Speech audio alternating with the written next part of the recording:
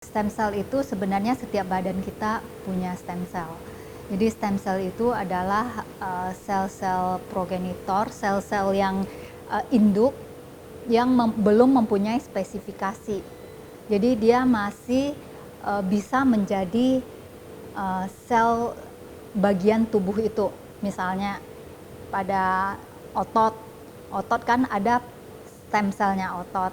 Nah, stem selnya otot harus nanti menjadi sel otot, begitu. Nah, sel otot adalah sel yang fungsional, begitu. Jadi sel stem cell itu adalah sel yang masih induk, masih naked gitu. Bisa diarahkan kemana aja.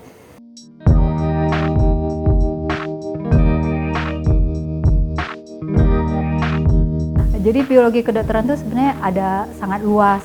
Biologi kedokteran itu apalagi di luar itu mereka sangat dalam. Jadi ada biologi molekuler, ada biologi embriologi, dendrologi. Jadi macam-macam di situ sebenarnya.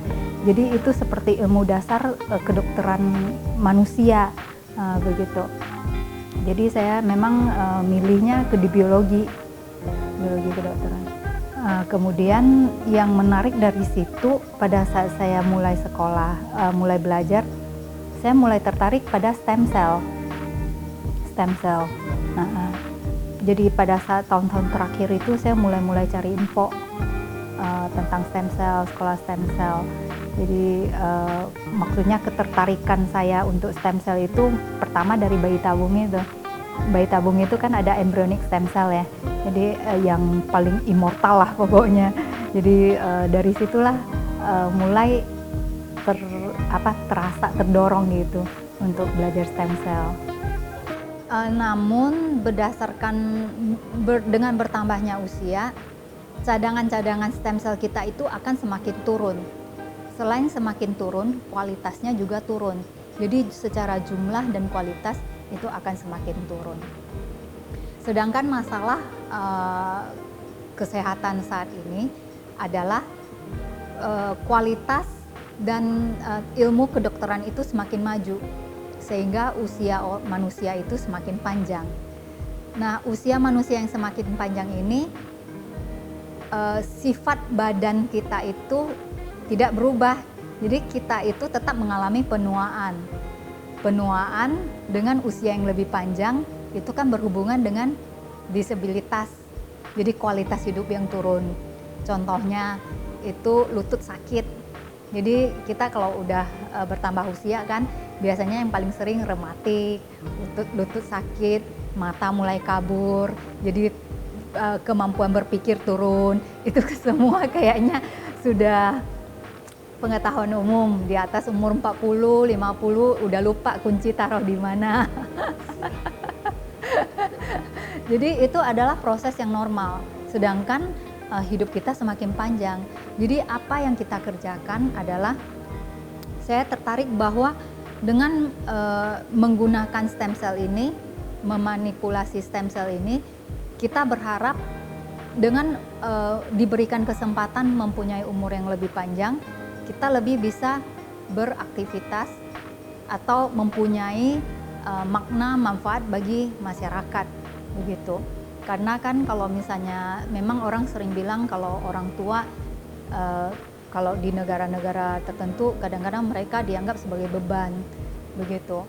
Padahal kan itu kan sebenarnya berhubungan dengan disabilitas. Jadi penurunan fungsi organ-organ tubuh begitu. Jadi menurut saya stem cell ini sebenarnya ada di dalam badan kita, cuman mungkin ada pendekatan-pendekatan tertentu yang bisa supaya fungsi dari kita masing-masing tubuh yang mulai berkurang itu dapat diaktifkan kembali. Begitu. Mungkin saya merasa waktu saya mulai belajar tentang sel, tentang biologi sel, itu saya sangat yakin bahwa stem cell ini bisa dipakai, bisa kita kembangkan untuk mengobati sesuatu yang saat ini belum bisa diobati. Saat itu. Jadi saya sudah melihat banyak, saya sudah mulai membaca banyak saya lihat kemungkinan stem cell ini untuk bisa dikembangkan secara visible maupun keilmuan yang bisa diteruskan itu sepertinya peluangnya sangat besar begitu. Jadi saya lihat ini stem cell sangat bagus begitu. Makanya saya sangat tertarik. Jadi saya sebenarnya S2 saya adalah bayi tabung. Jadi bayi tabung itu kita sangat dekat dengan stem cell karena ada embryonic stem cell. Jadi sebenarnya mengapa saya bisa terekspos pertama dengan stem cell?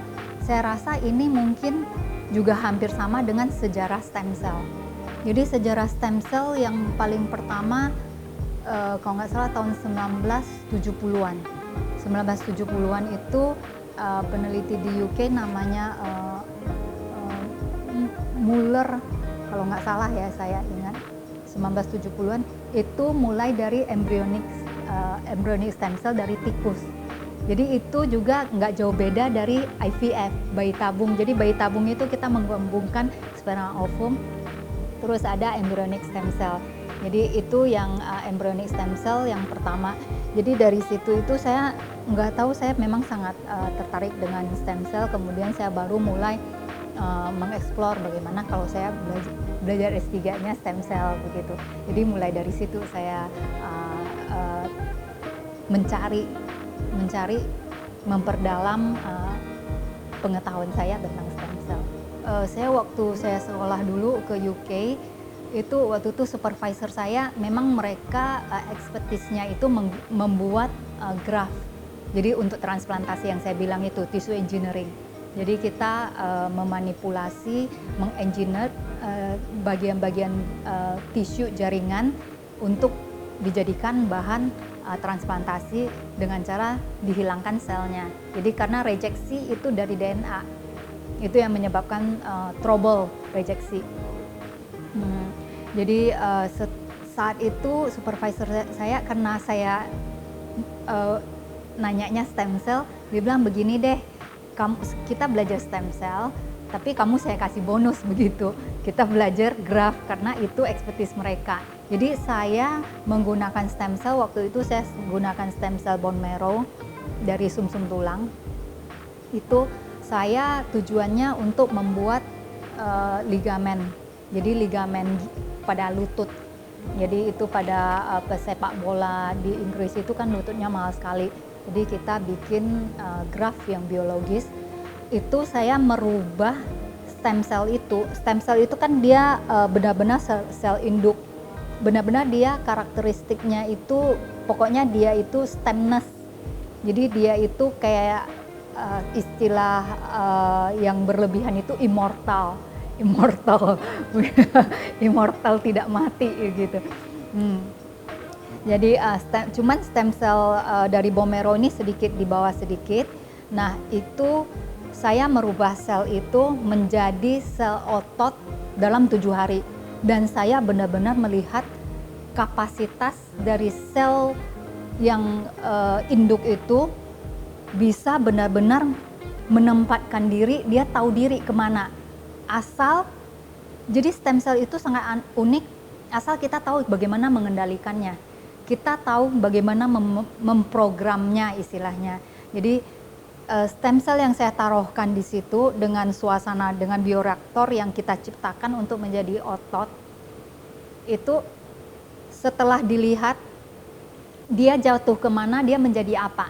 Jadi jaringan yang saya biologis yang saya aselularkan, saya hilangkan selnya, itu tetap mempunyai struktur. Jadi misalnya struktur dari kerangka ototnya tetap ada, kerangka pembuluh darahnya tetap ada, tapi inti selnya hilang.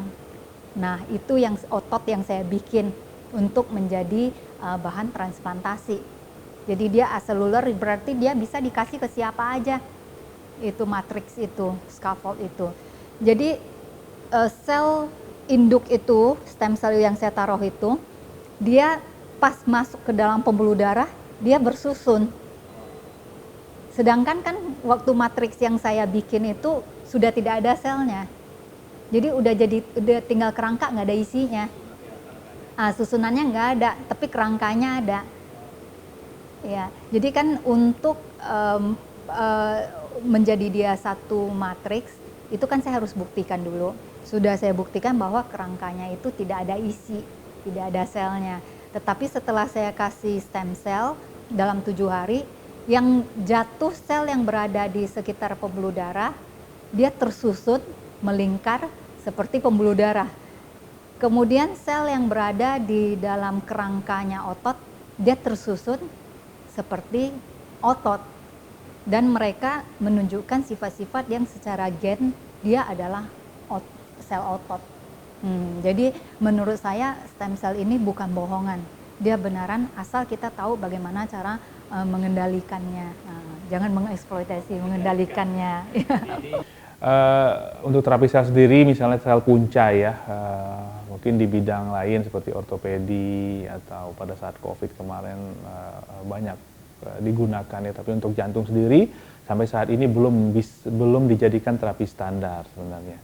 Jadi masih sangat dini kalau kita kemukakan stem cell itu memang benar-benar bermanfaat untuk memperbaiki kontraktilitas atau pompa jantung yang telah rusak atau gagal jantung tadi. Hanya saja kita tidak boleh berhenti untuk melakukan penelitian tentunya. Nah, kita sendiri bersama dengan tim dari IMERI, Dr. Norma, ya, mulai meneliti satu jenis sel punca dengan metode-metode yang telah kita modifikasi. Memang penelitian masih awal, masih ke hewan. Ya, metode ini terbukti, telah kita buktikan ternyata memang bisa mengubah otot jantung yang telah rusak parah karena kekurangan oksigen atau karena infak ya, menjadi otot jantung yang fungsional. Dan mudah-mudahan penelitian ini bisa kita lanjutkan untuk tahap berikutnya ke manusia dan kita harapkan akan menjadi terapi standar di masa yang akan datang. Ya, jadi benar sekali untuk misalnya yang saat ini sedang saya teliti adalah jantung, dinding rahim, dan kulit. Jadi 3 ini. 3 ini bukan random saya tiba-tiba ngambil apa gitu, langsung dicampur-campur gitu, tidak. Jadi masing-masing itu punya proses. Kalau kita lihat saat ini memang ini kendala yang laten ya dari dulu sampai sekarang ya, bahkan di negara maju seperti di Amerika mungkin ada saat ini tercatat 3.500 orang menunggu donor jantung, karena kita tahu donor jantung itu didapatkan dari manusia yang mati batang otak ya, nggak bisa orang hidup seperti ginjal atau hati yang diambil sebagian atau satu belah. Kalau jantung ya memang orangnya benar-benar sudah tidak bisa dianggap sudah mati batang otak gitu ya, jantungnya bisa kita ambil untuk ditransplantasikan. Dan ini masih jadi kendala, apalagi di Indonesia dulu undang-undang atau peraturan yang berlaku itu belum membenarkan kita untuk mengambil donor mati batang otak atau mati. Dengan undang-undang kesehatan yang baru ini, saya rasa sudah terbuka jalan ke depan, tapi memang banyak persiapan yang harus kita lakukan sebelum untuk menjadi transplantasi.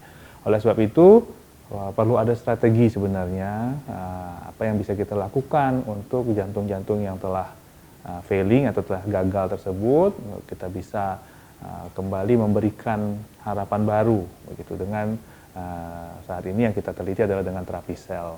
1980 itu transplantasi dari blood umbilikal. Sedangkan transplantasi dari sumsum tulang itu yang pertama itu tahun 1958. Itu dari kakak beradik, misalnya kakak beradik yang cocok, saudara. Sampai tahun 1970-an itu mulai ngambil dari orang lain asal yang cocok. Itu kalau bone marrow.